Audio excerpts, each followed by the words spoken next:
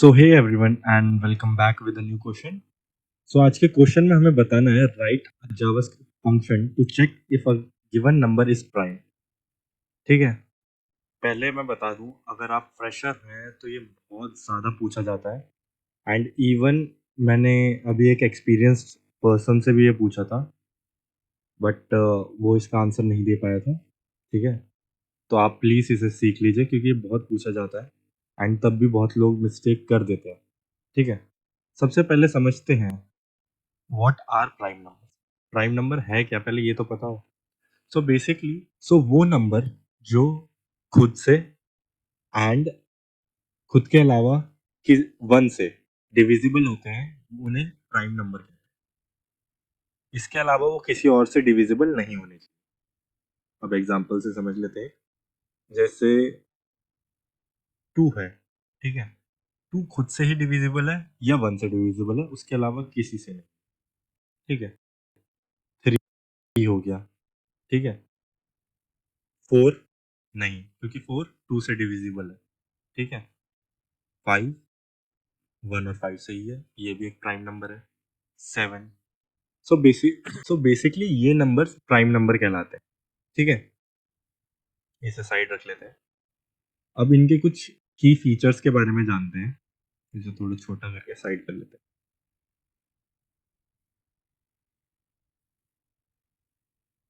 ठीक है, की फीचर्स हैं कि एक तो सबसे पहला ये आपको पता होना चाहिए कि two is the only prime even number. इसके अलावा कोई इवन प्राइम नंबर नहीं है। ये आप खुद सोचिए कि अगर टू से बड़ा कोई भी प्राइम नंबर है पर वो टू से तो डिविजिबल होगा। हम कंडीशन भी अभी लास्ट क्वेश्चन में ही चेक करके गया है ना कि इवन नंबर निकालने के लिए वो टू से प्रॉपरली डिवाइड हो जाना चाहिए। ठीक है, सबसे पहली बात ये। एंड जो प्राइम नंबर है वो हमेशा वन से बड़े होते हैं। ठीक है, सो नेगेटिव नंबर सारे कैंसिल, जीरो वन सब कैंसिल। ठीक है, तो इससे आपको चीज़ें समझ आ गई होंगी एंड ठीक है। अब इसका फंक्शन लिखने से पहले हम की पॉइंट्स बना लेते हैं। सबसे पहली बात कि वो बिगर देन वन होना चाहिए, बिगर देन वन। ठीक है, सेकंड क्या होगी, डिविजिबल बाय टू नहीं होने चाहिए, नहीं होना चाहिए, नॉट डिविजिबल बाय टू। ठीक है, ओके, ठीक है, ये दो चीज़ें समझ आ गई। थर्ड चीज़ होने होगी, एक लूप होगा। हम्म, पता नहीं क्या, कोई एक लूप जो कि इटरेट करेगा एंड हमारे लिए प्राइम नंबर ढूंढेगा। ठीक है, और तो फिर रिटर्न कर देंगे। ठीक है, ये तीन चीज़ें चेक करनी है ना। ठीक है, आइए स्टार्ट करते हैं। ये हमने अपना ऑलरेडी एक फंक्शन क्रिएट कर रखा है एंड कुछ कंसोल डॉट लॉग में हमने कुछ एग्जाम्पल या कुछ हमारे टेस्ट केसेस लिखे हुए हैं। ठीक है, अब स्टार्ट करते हैं। सबसे पहले बिगर देन वन होना चाहिए। ठीक है, तो सबसे पहली कंडीशन ही हम ये लगाएंगे, इफ नम छोटा है या इक्वल है वन के, तो हम यहीं से रिटर्न करा देंगे। आगे जाने की ज़रूरत ही है ही नहीं हमें, जब ऑलरेडी हमारा मतलब पहली कंडीशन ही फिल नहीं कर रहा था। कुछ भी रिटर्न कर देंगे नॉट वैलिड करके या फॉल्स रिटर्न कर देंगे।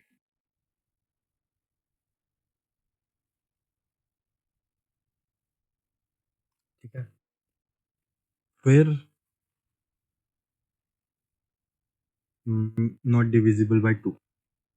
ठीक है, इफ जो नम है वो टू से डिविजिबल है तो क्या कर देंगे, रिटर्न फॉल्स कर देंगे, क्योंकि जो टू है वो एक लौता या वन एंड ओनली बोल लो इवन प्राइम नंबर है। तो इससे एक और चीज समझ आती है तो हम इससे पहले ही एक कंडीशन चेक कर लेते हैं। इफ num इक्वल्स टू 2 तो रिटर्न कर देंगे ट्रू। अगर वो 2 ही है तो क्यों इस कंडीशन पे भी जाए, सीधा चेक करो और इधर से ही दे दो। ये कर सकते हो, या इस कंडीशन में भी वो चेक हो ही रहा है वैसे तो, ठीक है, बट लिख सकते हैं, ऐसी कोई प्रॉब्लम नहीं है।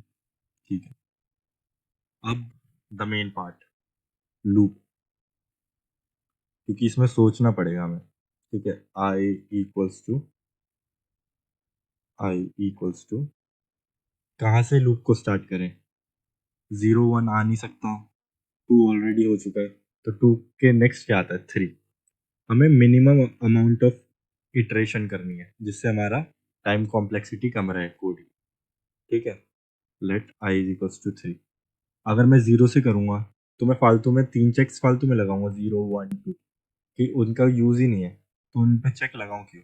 ये चीज़ें भी इंटरव्यूअर नोटिस करता है। ठीक है, अगर ये आप 0 से स्टार्ट करोगे ना तो उसका काउंटर क्वेश्चन यही आएगा कि जब ऑलरेडी हम चेक कर चुके हैं तो हम 0 से क्यों कर रहे हैं। ठीक है, अब I should be less than math dot कहाँ तक जाना चाहिए, उसके स्क्वायर रूट तक जाना चाहिए। ठीक है, अब स्क्वायर रूट तक क्यों? क्योंकि अगर स्क्वायर रूट तक जा रहा है और उधर उसे नहीं मिला तो मतलब उसे नहीं मिलने वाला, बट अगर उसके अंदर उसे मिल गया तो मतलब वो ऑलरेडी उसे एनकाउंटर कर चुका है। ठीक है, अब जैसे मैं 9 है, अभी बताता हूँ, और नम का square root less than and equal to भी चेक करेंगे। अगर उसके है तो फिर फायदा ही क्या, मतलब ऑलरेडी हम एनकाउंटर कर चुके हैं उसे। ठीक है, समझ पा रहे हैं आप? आई होप समझ पा रहे हैं। ठीक है, सो इधर हम रिटर्न कराएंगे फॉल्स, बट कंडीशन क्या है? कंडीशन भी तो लिखनी पड़ेगी, ऐसे तो सब पे फॉल्स कर देगा। इफ